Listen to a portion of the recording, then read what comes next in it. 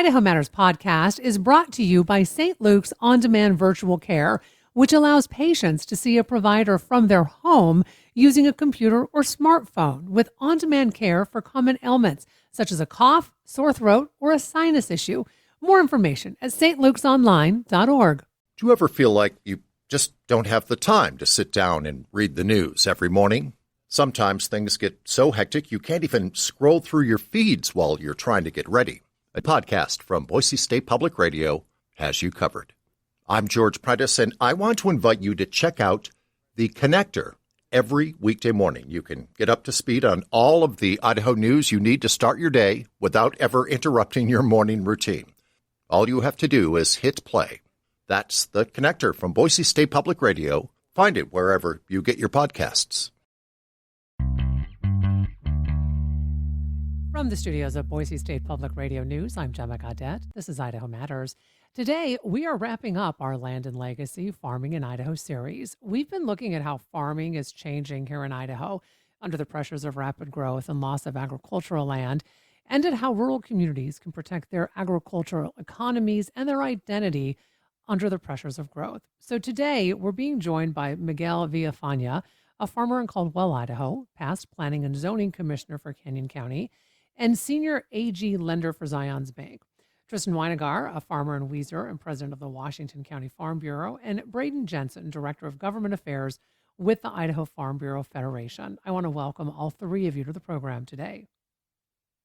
Thank you. Thanks for having us. Thank you. Miguel, let me start the conversation off with you today. What do you grow on your farm, and where exactly is your farm located? I'm located in Wilder, which is 15 minutes west of Caldwell, 45 minutes west of Boise. And what I grow is potatoes for fresh packing, sugar beets for amalgamated sugar to be processed into sugar, seed beans, wheat, corn, and just other grain crops depending on the markets. And Tristan, where is your farm? How long have you been there? And what do you grow? So I'm the fourth generation on our family farm. I've been there my whole life, born and raised. We raise forage crops and beef cattle. So forage crops are your corn, hay, triticale, that kind of stuff. And then we raise seed beans as one of our rotation crops. And Braden, I'm curious about how the Idaho Farm Bureau is working to protect Idaho's agricultural economy, especially as we see farmland under a lot of pressure when it comes to growing development. Thank you, Gemma. I appreciate it. Thank you for the question. Really, protecting Idaho's agricultural economy is really at the core of what our organization does. We represent farmers and ranchers in every county of the state, and that means we engage on a whole wide variety of issues. So be it a water issue, a property rights issue, a local government taxing issue, we get involved in all of these decisions. So really encouraging our farmers to get involved in these land use matters, to serve on their local planning and zoning commissions like Miguel, to attend the public hearings so that our elected officials understand agriculture's voice. Like you'll hear, Tristan has done that many times. Really, this is our goal and our purpose is to help our farmers and our ranchers better engage in these kind of matters and to better represent them in front of our elected officials. Our goal is not to stop growth at all. It's just to guide it in the areas that it makes sense so that we can continue to have a really viable ag economy. And so really, those are kind of some of the matters that we really try to bring to light. Mm-hmm. And truth be known, agriculture often contributes much more to our property taxes than it actually receives in the local services that it receives. So it's really a net positive to our county budgets. And so we've really been working to help educate our elected officials about that, also our public. I think a lot of people value the open spaces and the scenery of those farm fields, but it's more than that as well. You think about everything that they contribute to our communities. And then also, we're organizing events to try to, again, better educate on this front. And really, we've got an exciting event. We're working with the Governor Little, on December 18th, we'll be having a governor's summit on agriculture viability to talk a little bit about this issue of, disappearing farmland and how can we maintain a robust ag industry. So, Tristan and Miguel, we've been hearing quite a bit about how local zoning decisions can either support or undermine agriculture. In fact, talking about elected officials, as Braden mentioned, Rick Hogabaum, who is the mayor elect for Nampa City, even called them economic ecosystems. So, Miguel, let me start with you. How do you believe your operation fits into that local agricultural ecosystem? Great question. Here locally, we produce on our farm sugar beets that then go to get processed in Nampa at Amalgamated Sugar. And Amalgamated Sugar employs hundreds of people just here in the Treasure Valley. So by producing a crop that goes to be processed, that creates employment, that then, that money stays in the Treasure Valley and provides employment, that's, a great way that farmers continue to contribute to the economy. Canyon County, where I'm at, last I checked, had the fifth largest agricultural GDP in the state. So although we've seen huge amounts of development in the Treasure Valley, we're still viable in farming and we can stay relevant as a state as a whole. And then the potatoes that we grow end up at grocery stores. The seed beans that we produce end up going across the country to other commercial growers. So our economic ecosystem employs people just in our ag operations. But then when you look at it, where each crop ends up, it ends up employing hundreds, thousands of people down the line. So although we've seen a lot of growth in the Treasure Valley, we still feel like here in Canyon County we can be viable in ag, and hope Mhm. that we continue to see opportunities because we still have a lot of big processors. We have one of the most efficient French fry plants in the world here in our backyard, and so I feel like if we make an investment or continue to look at ag as a viable industry, it can stay that way. So, Tristan, as I mentioned in the beginning of the program, not only are you a farmer, you are the president of the Washington County Farm Bureau. So, do you feel that your local officials understand the needs of agriculture when they are making land use decisions? And if so, what's working well and what could be improved upon? Well, that's a great question. So, a little bit of background. I don't know if I mentioned I'm in Weiser, so county Yeah. seat of Washington County. Currently, we have a great set of county commissioners that we work with. We stay in touch with, we pay attention, we can communicate with them, and they'll listen. That's a very important thing in local government, is having that relationship. And currently, we have a great relationship. In the past, it's been more of a struggle. So it's important to have the right elected officials serving in those positions. Farm Bureau is a grassroots organization. Everything comes from the membership up. It is not from the state down. And so this whole idea of preserving farm ground started in our county, Washington County, and went all the way through the state. And that's how we ended up with these APAs that you've probably heard about. And we're still working on those and other solutions trying to protect our farm ground. And so that's, as far as Farm Bureau goes, that's our role. And I enjoy it. We stay involved, and at the local level, that's how to fix it. And Miguel, as I mentioned as well, you are a senior ag lender with Zion's Bank, as well as a farmer. So, with that said, I am curious to know what is your thought when people say farms just don't contribute enough in property taxes to cover local services? I mean, does agriculture support the cost of local government services? I mean, here you are working in this business to make sure that people can get their farmland. That's an excellent question. So although real estate, ag real estate, does not contribute as much as a residential home does to property tax, what happens is agricultural, the taxes that are collected do benefit the overall community, and the expenses that these local communities have on agricultural properties is much lower. So what I've seen from all the numbers that have been posted publicly is that when residential properties are moving towards at rural areas, that's when you see a greater need for roundabouts and an additional lane and stoplights And those types of improvements are what are really expensive to the communities. And really, when properties stay ag, the expenses to the rural roads, to the bridges, et cetera, is much significantly lower. So I, I think that's a misconception that agricultural properties do not contribute enough in property taxes because the expenses to upkeep those are significantly lower than residential or commercial. Mhm. And Miguel, how do we start to change that perception with folks? I mean, are there steps we can take? I mean, I hope talking about it is one of those, but sometimes perception is reality. That's an excellent question, and I would say it's an education. Back in the early 1900s, about 40% of the US population was either farming or in somewhat fashion involved in ag. Today, that's 2% or less than 2%. So I think Mm, educating the public and allowing them to understand just how important this issue is will go a long way because that's where we need to start. That's what we need to do. mhm. And Braden, there has been some national concern about the weakening of right to farm protections.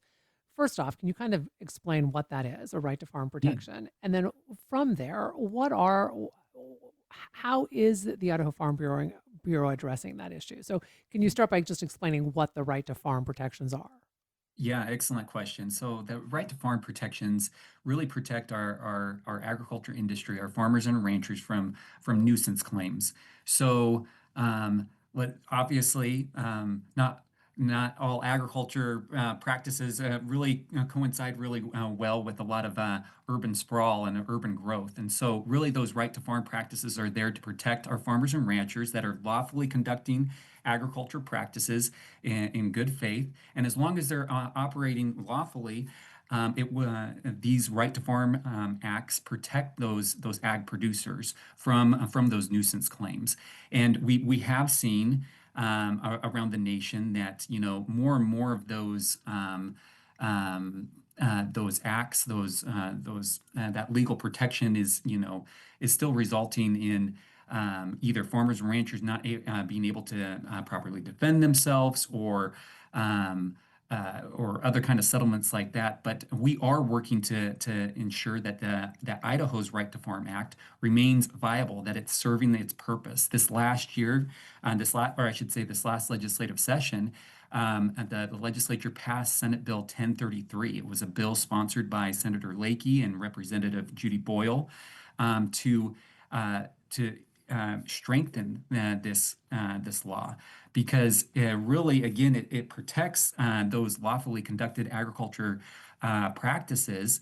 But before, it really lacked the protections from meritless claims or frivolous claims being brought against a producer. And so, what this would do is essentially protect these farmers and ranchers from those frivolous claims. If someone repeatedly complained about a certain practice that is indeed just part of an agriculture operation and was bringing these suits time and time again and harassing farmers and ranchers, all of a sudden they would be faced with fines and penalties to hopefully have them recognize that agriculture is part of our state's legacy and what needs to be done, and that farmers are going to continue to farm and ranchers are going to continue to Hmm. ranch.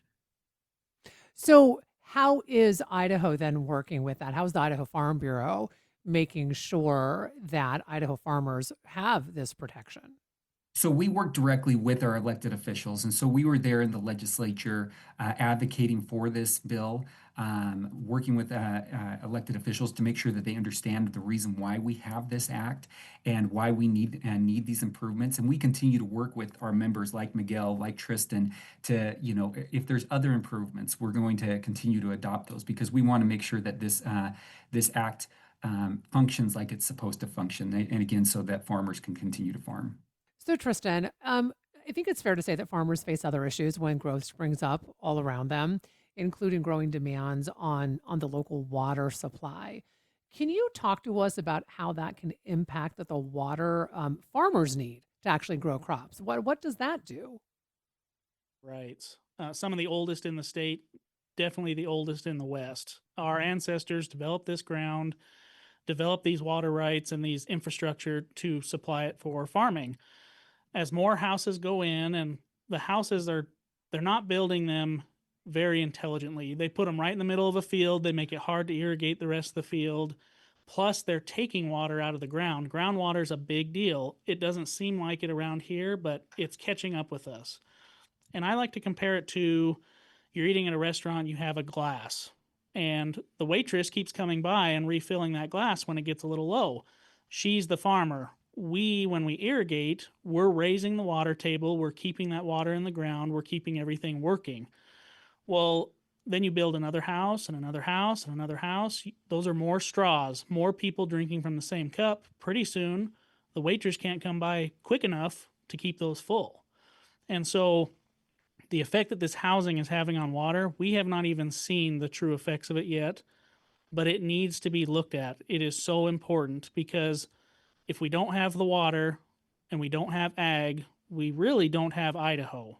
It is what the entire economy is based off of. When they talk about 50% of the GDP, that number's low.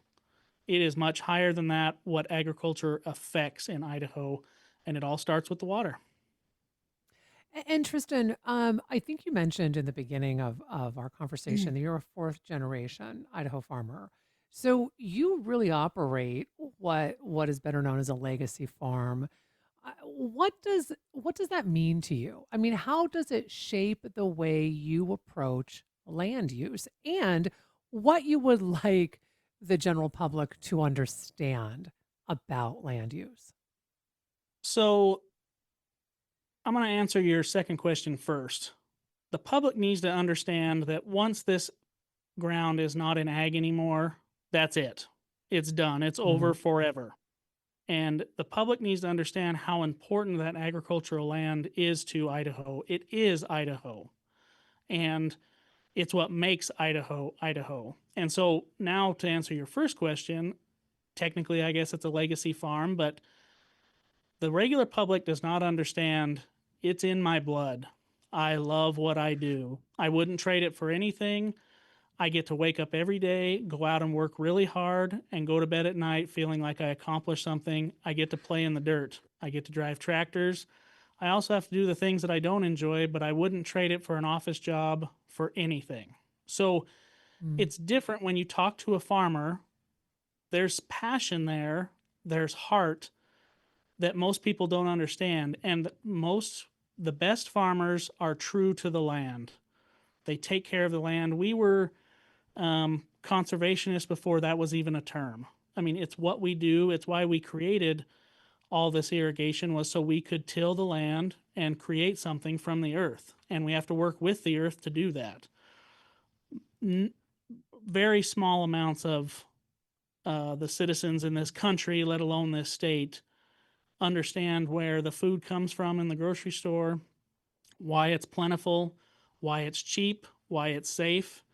It's because the farmers do what they do, they love what they do, and they're really good at it. And this is my personal opinion. I'm very open about this. I believe the best farmers in the world are here in the Treasure Valley and throughout Idaho. We do more with less every day, all day long, than most other farmers even dream about. And it's amazing what we can do and produce and provide for this state and this nation and the world. Miguel, from what Tristan just mentioned, I'm curious about your approach to land use, and again, I know you mentioned, previously about really needing to educate the general population, right, about farming. So, what about that approach to land use as well? How important is this piece of the puzzle? That's an excellent question. I think one of the things that I would like to see is more people in agriculture getting involved locally. Uh, as a state, at Idaho Farm Bureau, we hear that years ago, decades ago, the Idaho legislature was made up largely of farmers, and over time, there's less and less and less operators, producers in the Idaho legislature. Well, it's the same story locally with these county commissioners, with these mayors. There's a lot of people that have no connection to agriculture being elected. And so I think that's one of the things that, as a Idaho Farm Bureau, as a farmer, we have to look and see who we can promote to run for these positions to help us with the land use, because we go and we fight and we testify at hearings opposing these land use changes from agriculture to residential to industrial to commercial. But what we also really need is the right people that will listen to us, that will understand that agriculture is important. Hmm. Tristan, you mentioned so many people don't understand where their food comes from, right? You walk into the grocery store, you buy your groceries. You even said, we don't even understand why it's safe for us to eat. Um, so really, without food, it seems like not much else matters, and there is a growing disconnect between that idea of understanding that our food comes from the land. So how do we then work together to really make sure we protect farming for future generations? Because all of you have said, when this land is gone and it has been developed, that land is gone. So, just a little bit of story. I graduated from Boise State, got my business degree. I loved it. It is not an ag school. And my senior year there, I had a class, speech class, and I gave a speech on farming in the Treasure Valley. And it was awesome because I just got up there and spoke. It's what I love, it's what I'm passionate about, and it's what I know. I didn't even need note cards, and I had great pictures of my farm that I shared with them. And literally, when I was done, standing ovation, they thought it was amazing to hear Mm, all how amazing the ag is here in Idaho and what we do, and they just had no clue. And it really spoke to me that we need to be sharing our story. We are not doing a good job of doing that. And shame on us. With all the technology we have today, it could easily be done. But it's just amazing the disconnect when people go in the grocery store and buy onions, for instance. Those onions came from here. This is onion country USA, you know? Or if you go in the grocery mhm, store and you buy a can of beans, those beans started here. Or if you buy sweet corn, or it just goes on and on and on. Even the mint for Wrigley's gum, they're growing it here. And that is all just so fascinating to me. And when you start to tell other people about that, their eyes get big and they realize things. And I think that they're very receptive. The other thing is people move to Idaho because it's Idaho. I saw a billboard on the way here that says Idaho is what America was. And it's kind of mm, true. The people move here because they want this. They want the scenery. They want the farm ground. They want this lifestyle. But that has a bubble that can be burst. And we don't want that to happen. And so I think that if with a little bit of education and a little bit of explanation, the public is definitely behind us, I think unanimously, and they want it to continue, and it'll just be a shift of thought process is all it's going to take. That's my opinion. mhm.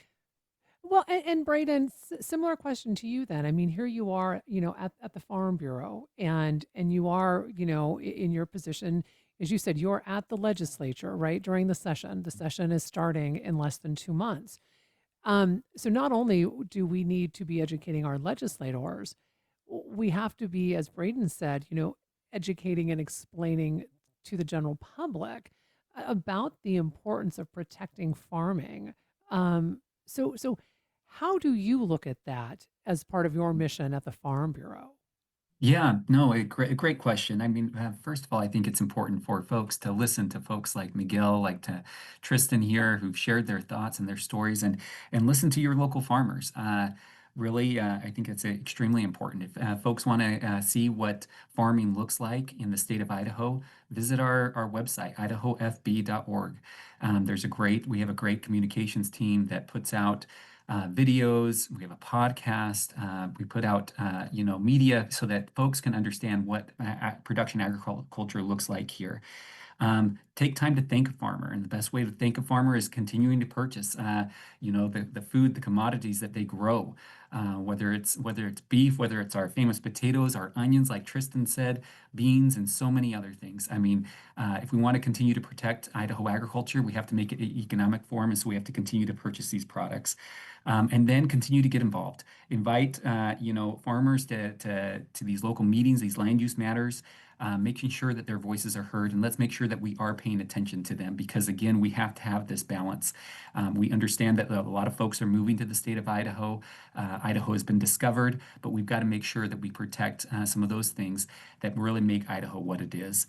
And that's why we encourage folks to come and get involved. And we'll send out more information about this Governor's Summit on agriculture viability on December 18th. And we'll be getting that out with all those details. And that's open to the public. We need all stakeholders involved in conversations like this. And before we wrap up, I want to bring in Grace Crookham-Guy. She is the marketing and events coordinator for Grow Idaho. And really, Grace, I think a lot of people should know that you were kind of the brainchild behind us doing this series, Land and Legacy, Farming in Idaho. And as we wrap up the series, I think the feedback that we have gotten here at the show has been incredibly positive, and people have been so interested to learn more. What has it been like for you to see this little seed of an idea flourish into what it's become here on the program? And I hope we've done it justice in educating the public about how important this is to Idaho. It's been really wonderful, Gemma. And, I think everything is a learning process, but I think that the desire people have to learn about farming, learn about where their food comes from, learn about Idaho's history, and learn about growth management. The desire is strong enough that all of these conversations have been really, really valuable. And I actually want to touch on some things that Miguel and Tristan have brought up. So, and how Grow Idaho is going to be contributing to those things long after this series of Land and Legacy. So Miguel had said that 2% of farmers, there's like 2% of farmers currently in Idaho, right? Something like that. I'm double checking to make sure I got that stat right. And what Grow Idaho wants to emphasize is that you don't need to be a farmer to advocate for farming. If it's not in your blood, like Tristan says, and you do not want to play in the dirt every day, that is fine. There are other things that you can do and be a part of Grow Idaho's project. So we'll be keeping people updated throughout this legislative session. We've been keeping people updated on the areas of impact redrawings, especially in Canyon County. So we have that political information. And then we'll also be connecting people specifically to farmers in 2026 through outreach programs in public schools. So getting kids more familiar with farming, getting them interested in farming, whether they want to be a farmer or not, just seeing what it looks like to be out there, the role that farmers play in the economy and in our food systems. And then along with the educational aspect, we have on our website and on our Instagram and YouTube and Facebook, quite a few educational videos that cover topics like cost of services and property rights that are specific to Idaho. And we go out to those farmers. Tristan had mentioned that farmers need to be telling their story and advocating for themselves, but they're busy, they got things to do. And we are willing to go out to farmers and videotape them, interview them, and share their story. And so I want to just make that clear. If you're a farmer and you're not sure where to start, you can go to growidaho.org and give us a message, and we would love to talk to you and share your story. But I think so far, this series has been really wonderful, and I'm just excited to see what comes of it. Well, I want to thank all of you so much, and Grace, really, for you coming to us and saying, how can we create something so people can understand better? So really appreciate all of the work you've done and bringing this idea to us, and to all of the farmers and to everyone who has been a part of this series. We so appreciate you. Today, we've been speaking with Miguel Villafana, a farmer in Caldwell. as well as the past planning and zoning commissioner for Canyon County and a senior ag lender for Zions Bank. Tristan Weiniger, a farmer in Weiser and president of the Washington County Farm Bureau, and Braden Jensen, director of government affairs with the Idaho Farm Bureau Federation, as well as Grace Cookram-Guy, marketing and events coordinator for Grow Idaho. And that'll do it for this episode of Idaho Matters. Thanks so much for listening. And just a reminder, you can find all of our episodes wherever you get your podcasts. Sources and methods, the crown jewels of the intelligence community. Shorthand for how do we know what's real? Who told us? If you have those answers, you're on the inside, and NPR wants to bring you there. From the Pentagon to the State Department to spy agencies, listen to understand what's really happening and what it means for you. Sources and Methods, the new national security podcast from NPR.